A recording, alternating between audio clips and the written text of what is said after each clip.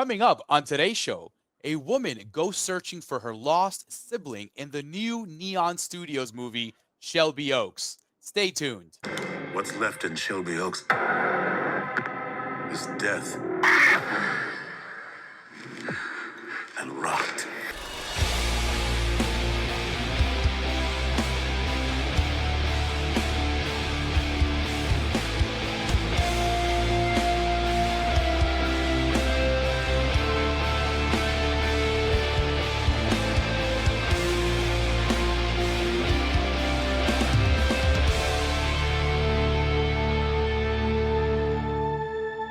Welcome to the Morgue, where we dissect the latest and greatest in the world of entertainment. And I am your host, Arturo Padilla. And with me always is Mr. Nick Valdez. Before we get started, folks, do not forget to subscribe down below and hit the thumbs up on the video. We would highly appreciate it.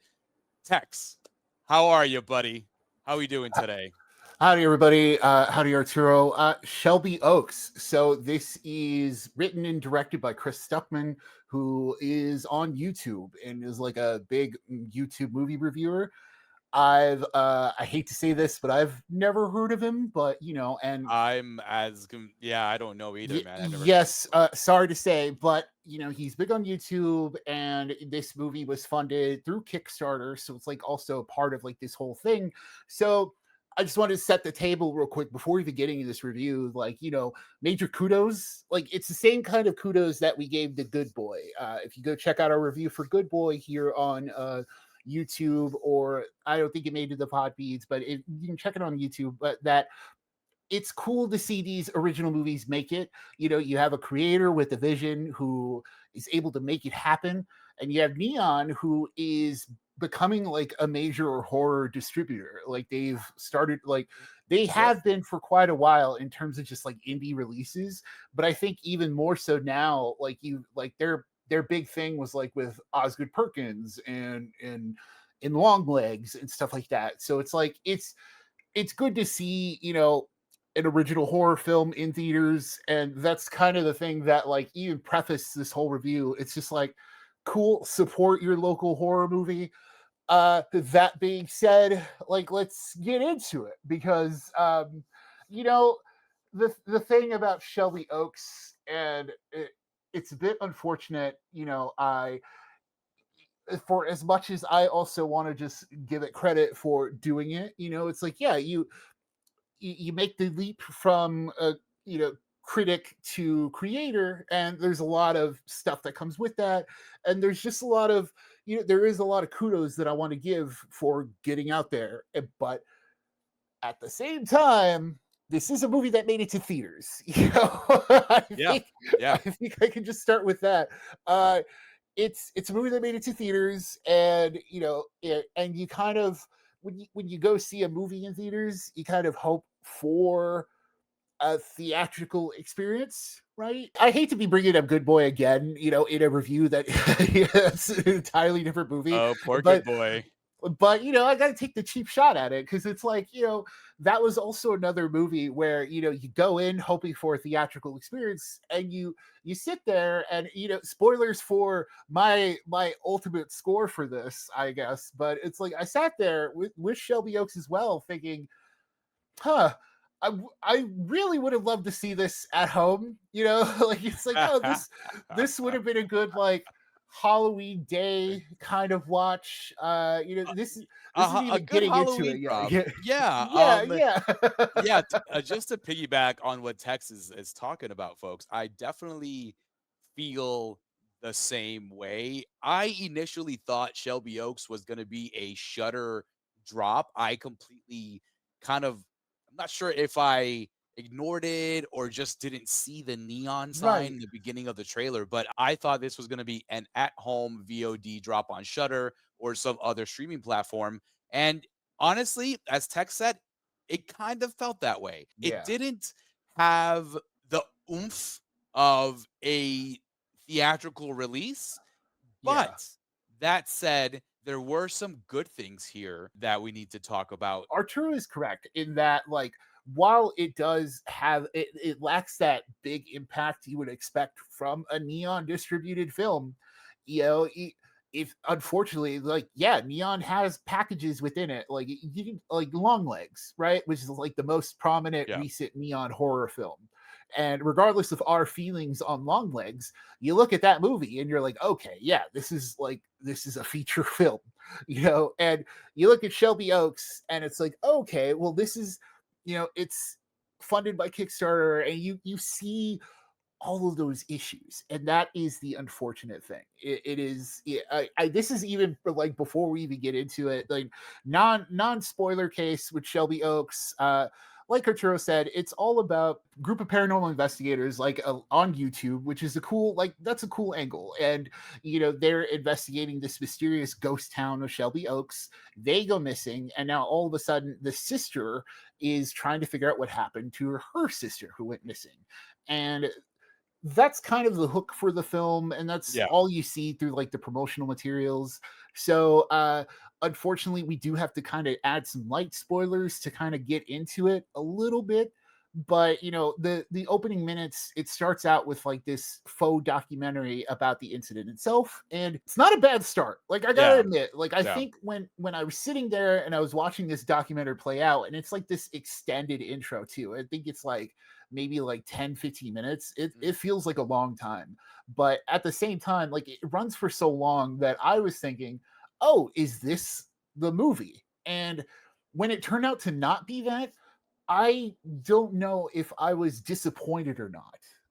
How about Um, you, Arturo? Like, I don't yeah. know how I'm feeling about whether or not I would have liked it to commit to that documentary style, because that kind of was interesting. I'm like, oh, okay, Yeah. Yeah. it's following this fake ghost story, and then we would see stuff, but then it cuts to the real plot of the movie. So I don't know. What do you think, Arturo? It was definitely interesting. I definitely think it's a better watch than Good Boy. Right?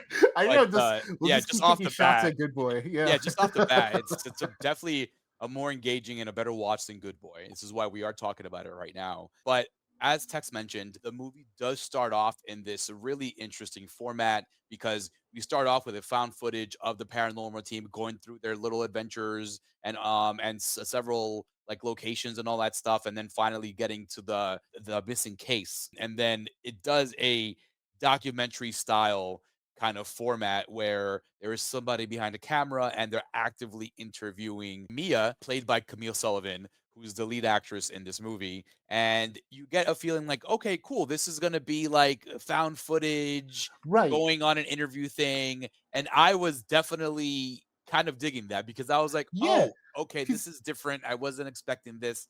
Let's go. Because usually found yes. footage like movies have a faster pace than usual because of the format. But then, as Tex said, it kind of just stops cold turkey right there. Yeah, because it seems like a cool idea. Because you know, the title card kicks in, the aspect ratio opens up, and you're like, oh, okay, so that was just the cold open intro.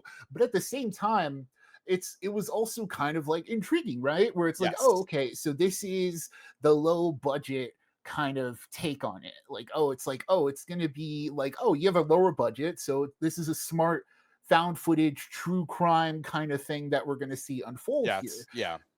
And I it's a shame, because then the movie itself starts and it's like, oh, okay, here are the cracks. Like, Yeah. here are And the little things that stick out. before we get into that too, I just want to stay in this topic a little bit longer.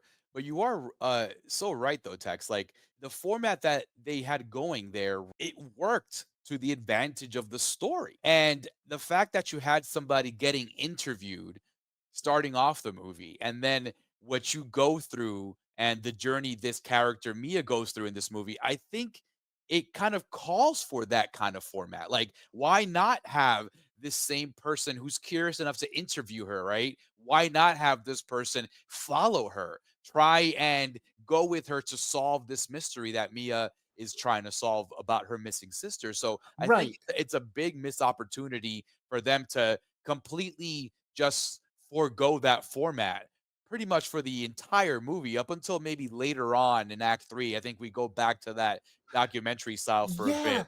But, Yeah, like, because it's it's a big missed so opportunity, Tex. yeah, because that's where it was interesting. Because then it turns into like a regular movie plot about someone trying to locate her sister, and it's Yeah. like, yeah, and it hits all the same kind of beats It that you goes would back to expect. normal afterwards, right? Like, you go from something that's intriguing and actually engaging because you were like, "Oh, what's going on here?" And Yeah, on top of yeah, that too, I think they did a good job, with, B-roll stuff, especially for the found footage stuff yeah, with the team, because 'cause it had you engage with these 4 individuals who were missing. So you're like, "Oh, yeah, okay, this is cool." and I thought the idea was like, oh, okay, because they're YouTubers, what we're going to see is a lot of grainy YouTube video, right? Yeah, And it's like yeah. it set you up for that kind of like it legitimately sets you up for like a found footage kind of thing. Like what are those ones? The ones where it's like it's all focused on a screen and you just see like a screen and whatever the person is watching. Like I think Uninvited was a famous one, Yeah, or Host, where it's or like, host, okay, yeah. Mhm. you only see the screen and what the like it kind of sets you up in kind of that Yeah, you way. We're see like, only okay, what's in the frame of the camera, you know what I mean? yeah. And it's like, Yeah. okay, we're only going to see what's in this documentary. We're going to see, like Arturo was suggesting, oh, this documentary crew would follow the sister trying to figure out what's going on.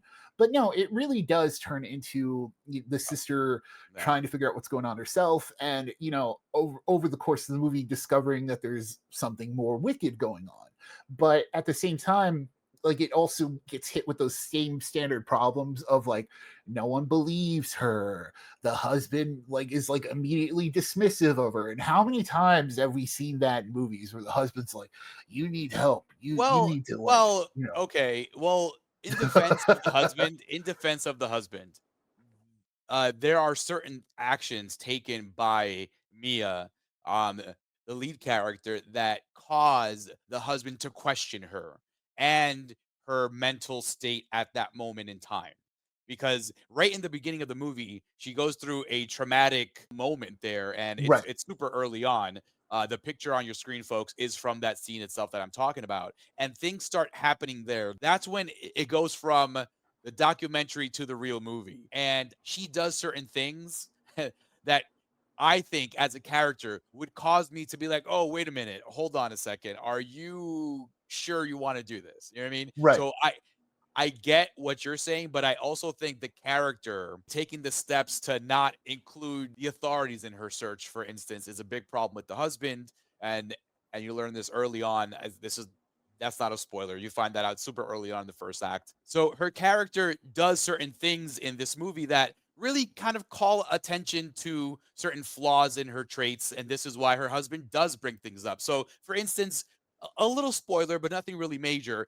In the beginning of the movie, that sets off everything. Right when the camera crew is interviewing her, she gets a ring at her doorbell, and then this character shows up and does something there, and then she finds this tape. As you guys see in this picture, those of you joining us on YouTube, if you're not joining us on YouTube yet, what are you waiting for? But anyways, if you can see on the screen that tape that says Shelby Oaks on it, that is what starts everything in motion in this movie. So this character decides to, hey, let me not hand this over to the authorities here and hold evidence. So her husband already starts to distance himself from her very early on because of her actions. So she puts herself in a very isolated position throughout this entire movie. This is why I think, and I go back and I'm adamant on it, that going back to that documentary style format would have totally benefited the story, yeah, yeah, because because we the wouldn't even character would have bothered with had the husband. yeah, exactly. And the character Mia would have had somebody along with her on her journey that could have been used as a device of some kind, but they didn't do that. They decided to tell us a straightforward narrative, which was like, okay, cool, you got something interesting here. Right. And that straightforward narrative is the issue. Like this is where the issues come up because like Arturo said, if he would have just kept that documentary style, we wouldn't have had to hear the husband dismissing her, which is just one of those things. Like I said, like character-wise, sure, it makes sense, but in the movie, this is just another trope. Like this is just Yeah. another horror movie trope. Like they just someone doesn't believe the main character. And Yeah. this is like in every horror movie about like someone losing, oh, is something happening to them? Is something real? Is it, in their Yeah. head? And you always have a character saying, no, it's in your head. And he's always kind of a jerk. And it's always usually a dude. It's Like, usually and the spouse. Yeah. It's usually the yeah, and partner, you know? And that's the shame because the movie itself, like the story itself, and it's tough to dance around spoilers. This is the thing. It's we don't want to spoil things here on the Morgue. And with Shelby Oaks, the main crux of the story is like super spoilery, but it gets interesting. And the Yes. reason it gets interesting is because this Mia, she does her investigating, and it turns out that this something is connected to something dark, and you're like, oh, okay, that's interesting. And then the film actually does good stuff with those choices. Like it does good, interesting stuff to build on that mystery and to build on that. It's just, you know, it's just lacking in, once again, it's lacking in that bite. Because Yeah. while Mia herself is a great actress, and I kind of Agreed. like, she's a great lead, and it's the only reason the movie kind of works as well as it does, One right? thousand It's percent. Yeah, because if the movie is basically anchored on her, and if she was miscast, or if she didn't fully commit to something in any way, wouldn't have worked. It would have immediately fell apart, because like even like the rest of the acting, like this is where it starts to feel. I, I I know this is a bad thing to say about someone who this is their debut theatrical film, but it's like we've seen incredible debuts before, and it's like when you watch this one, you're like, oh, the acting feels a bit like feels a bit amateurish, where it's Yeah, like, okay, it's a bit on the simple side. yeah, But again, that's as you said, Tex, it's the first timer, right? And yeah, again, a lot of kudos and props to him because it's a lot of hard work to get something like this off the ground and into the big screens. But all that said, you know, there is some finesse lacking in the overall yeah. execution of the movie. You got to Um, point it out. yeah, you gotta point it out. Also, as Tex mentioned, Mia, the main character, portrayed by Camille Sullivan, does a great job of anchoring this movie and completely making sure it doesn't sink. As Tex said, without her performance, who is an incredibly strong performance, this thing would not have been such an engaging watch. So I Yeah, think a lot of kudos to the casting and the filmmakers to make sure they grabbed somebody that was capable of carrying a film like this. She doesn't get much help it by really way doesn't, because of there's a lot support. of like, yeah, and because it's a lot of it by herself and doing a lot Yeah. of solo But investigating, again, and this is why that documentary format worked because you would always have somebody with her giving her some kind of feedback. I don't understand why they shifted so much. I guess and I get that they wanted to tell this story they told, right? But you could have still told that same story in this much better documentary style, which I think would have been more forgiving for a first time filmmaker because the techniques would have been a little bit more rudimentary in terms of how you frame things and yeah, how things and look. you Yeah. can hide those issues better. You Yes. wouldn't have to highlight so many dialogue scenes with kind of wonky acting if you just kind of relegated these things to just three Especially cues we're seeing in the in documentary. especially in that 3rd act where there's a lot of talky going on, you know what I mean? So, There's so yeah. much, Yeah, and by so that yeah, point it's like, and it sucks because I was admittedly invested when the yeah, story kicks in, and when she figures out the mystery, and like it starts to build on that further, and it adds the sinister stuff to it. I do think the movie does that well. Like it yeah, does that dark stuff well, and it has some cool ideas for its main entity. I will say I don't think that's a spoiler to say there is an entity in here. yeah, I think that's part of the whole thing of the movie. agreed. When the main entity itself is cool, it has a Yeah, cool lore, and it unfolds the lore in kind of a natural way because she is investigating. This isn't a lights out situation where they're kind of figuring out the monster, and it's like, oh, it's like some lady who, or some poor girl who was in an asylum, and here's her sister or something telling you all about her, or however lights out did it. But that remains the example of like taking a creature that we liked and ruining it through yeah, explanation. But here, the monster, the entity itself, only gets more interesting through that explanation. Like the more we find out yes, about it, the yeah, cooler it gets. And it's just a shame, and I think it's because, like, going back to this and talking this out with you, Arturo, I think it's because that documentary part is so long, right? Like, it's such a long intro that when like, when it's 15 minutes or up, you're like, oh, okay, there's still a whole movie after this. That wasn't the movie. Yeah, And you kinda wish that that's the issue. yeah, that's why you kinda wish that you stuck with that documentary Yeah. because it just worked so well, and in horror, it's a way to ease the audience into some crazy situations Yeah. without using a crazy budget, you know? Yeah, and it was Yeah. unique. Like, it's like, oh, a Yeah, faux yeah. documentary horror thing that Yeah, we're like, gonna watch. I'm still perplexed as to why they went that route, but again, first timers make mistakes, you know, but at Like, least listen, at least the movie was watchable, in my opinion, yes, and right? I think this I know, right? Like, I have to flip my script here because I think I've been bashing it too much, you know? Which But is yeah, fine. yeah, and but ultimately, I did enjoy this, you know? It didn't like, like, once again, Good Boy is gonna take that hit because Good Boy, 75 minutes, you feel it, right? I think with Shelby Oaks, I was like, when we were really in that second and third act and the whole thing was unfolding, I Mhm. was like, oh, I was actually into this, and Yes, it like, correct. and I like the ending. The ending, you know, it's fairly conclusive, and it's the kind of ending I like. I won't get into any more details, Mhm, but don't please. if Mhm. yeah, if you've watched or listened to the Morgue before, you know what kind of horror movie ending I like, and Yeah, we get exactly that here, and it's satisfying in that sense, right? But I think it's that opening. It's that opening that's like, yo, there was that was a great idea. And then you kind yeah. of shove it to the side. Yeah, like, it also doesn't help that the majority of the second act is spent with our main character just doing a lot of nothing and getting a lot of, like, nothing back from Yeah. the other Yeah. characters that she has to interact with. Sound like a broken record, but this is why I think it would have benefited them to have that omnipotent eye behind the camera Yeah. as this actress or character goes through the motions of finding her sister. Just to wrap up my end of everything here, the story, I really liked the story though.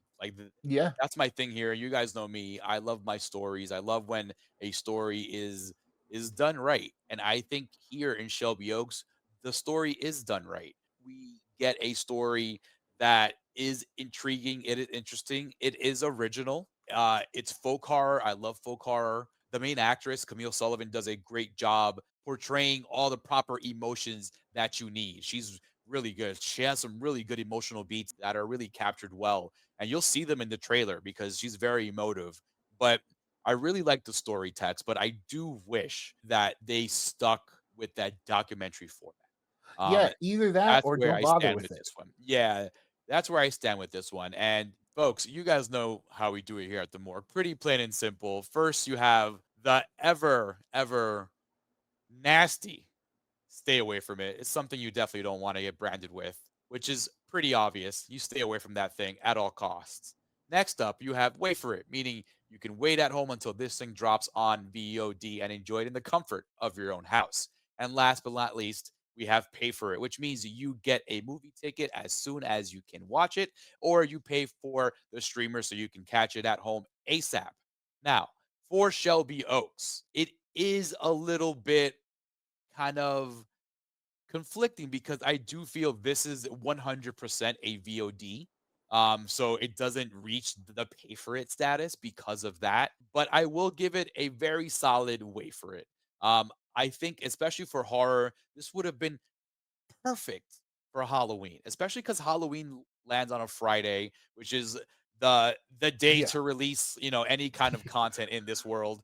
Right. And it was a missed opportunity in the movie not following the documentary style, which I think would have definitely quickened the pace and made everything a lot more tighter in the long run. And I also say it is a wait for it because technically everything doesn't really add up, and but at least the story is there, Tex. What say you, buddy? What's your rating over here? Yeah, I'm in the same boat. It's wait for it. It's like for as much as I'm like being harsh on it or too harsh or hoping for more, I was still kind of really into the ending. I was really into when the story kicks in. Mhm. Liked the idea of the documentary in the opening, and like I said, I wasn't fully on whether or not that disappointed me that it didn't commit to it. And now talking about it, I'm like, oh yeah, it does kind of disappoint me a little bit more. But Yeah. at the same time, like it's not a complete stay away from it either. It's not like it. I do think that if you watch this, it's still, you'll see flaws, but we've seen much worse here on the It's not morgue. Skinamarink, all right? Yeah, like it has something to do. Like it is doing something. It's not Yes. it's not some kind of it's not a horror movie that you're watching with like, that everyone's kind of blasting it and like blasting it to the moon and showing like all kinds of praise for it because it's like the best thing ever. And then when you see it, you're like, oh, that's not exactly what everyone was saying. It's not that kind of movie, but it's also we've seen much, much worse. We've seen way Yeah. more disappointing stuff. And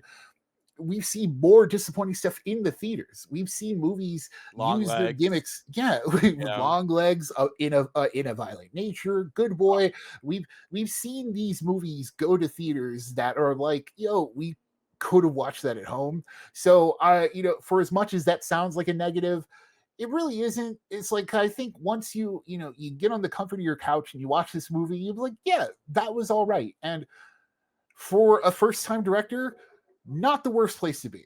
Yeah. Listen, and he's backed by the one, the only, one of our gods here at the morgue, Mike Flanagan. So, Yeah, yeah. Big old Mike Flanagan presents when the which movie honestly, opens. I had no clue until I saw that. I was like, oh, Yeah.